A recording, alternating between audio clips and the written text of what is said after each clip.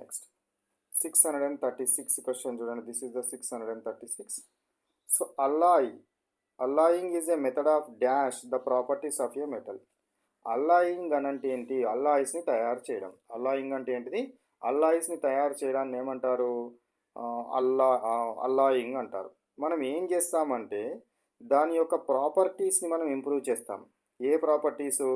దాని యొక్క strength properties కానీ, లేదా దానికి ఎక్కువ కాలం మన్నే ప్రాపర్టీస్, ఎక్కువ కాలం అవి ఉండే ప్రాపర్టీస్ని కానీ ఇంప్రూవ్ చేయడం కోసము అల్లాయింగ్ ప్రాసెస్, అంటే రస్ట్ పట్టకుండా ఉండే ప్రాసెస్ చేయడం కోసము అల్లాయింగ్ చేయడం జరుగుతుంది. అంటే to improve the strength and to improve the life of the metal. Next one 637 question చూడండి. 637. Concentration by froth flotation is applicable for which of the following ores? Froth flotation ఎన్నిసార్లు వచ్చిందో చూడండి క్వశ్చన్. ఫ్రోత్ ఫ్లోటేషన్ సల్ఫైడ్ ఓర్స్ని purify చేయడం కోసం use చేస్తారు. Froth flotation ఎందుకు use చేస్తారు? సల్ఫైడ్ ఓర్స్ని ప్యూరిఫై చేయడం కోసం యూజ్ చేస్తారు. సల్ఫైడ్ ఓర్స్ని ప్యూరిఫై చేయడం కాబట్టి ఇలా సల్ఫైడ్ ఓర్ ఏది? Zinc sulphide. జింక్ సల్ఫైడ్ని, ఈ ఓర్ని ప్యూరిఫై చేయడం కోసం మనం ఫ్రోత్ ఫ్లోటేషన్ ప్రాసెస్ని యూజ్ చేయడం జరుగుతుంది. 538 మీన్స్ క్వశ్చన్ నెంబర్లు మిస్ అయినాయి. So the flux used in the extraction of iron is. ఐరన్ని ఎక్స్ట్రాక్షన్ చేసేటప్పుడు ఏ ఫ్లక్స్ని మనం యూజ్ చేయడం జరుగుతుంది? ఫ్లక్స్గా దేన్ని యూజ్ చేస్తారు?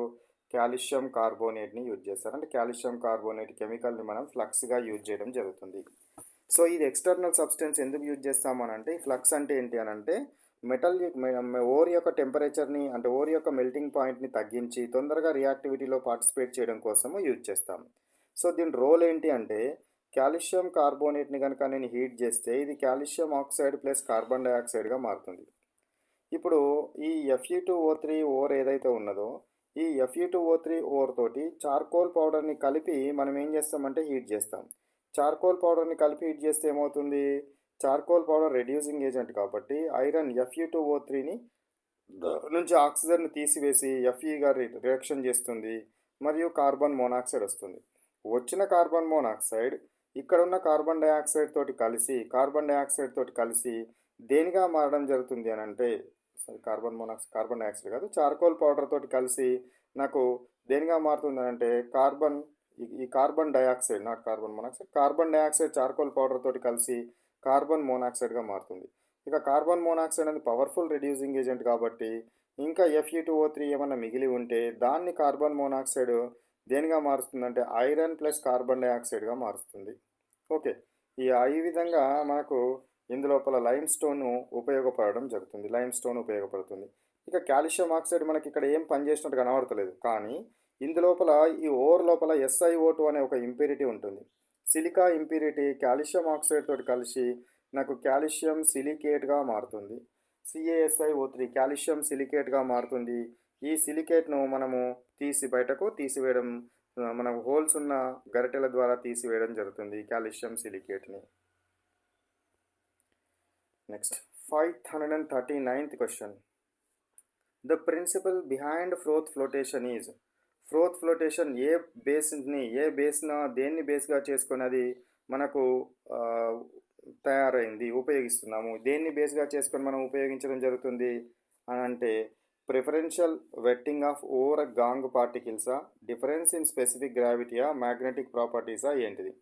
సో ఏంటిదంటే preferential wetting of ore and gangue. Ore అనేదేమో ఈ ఆయిల్ తోటి వెట్ అవుతుంది, అంటే ఆయిల్ తోటి కలిసి ఉండడానికి ప్రియారిటీ చూపెడితే, గాంగ్ అనేది వాటర్లో వెట్ అవ్వడానికి, అంటే వాటర్తో కలిసి ఉండడానికి ప్రియారిటీ చూపెడుతుంది. అట్లా మనము ఆయిల్ తోటి వాటర్ తోటి సపరేట్ చేయడం కోసము చేస్తాయి కాబట్టి ఈ మెథడ్ని మనము యూజ్ చేస్తున్నాము. Next 640 question. This is what 540 ఉందంటే 640 question. So specific gravity of slag is always. Slag యొక్క స్పెసిఫిక్ గ్రావిటీ అనేది చాలా తక్కువగా ఉంటుంది. అందుకే ఎప్పుడు కూడా ఈ స్లాగ్ మెటల్ మీద తేలుతుంది. లిక్విడ్ మెటల్ మీద ఏమవుతుంది? తేలుతుంది. మీకు లిక్విడ్ మెటల్ మీద తేలడం జరుగుతుంది. కాబట్టి ఎప్పుడు కూడా ఎట్లా ఉంటుంది? తక్కువగా ఉంటుంది. Less than the molten metal ఉండడం జరుగుతుంది. Next one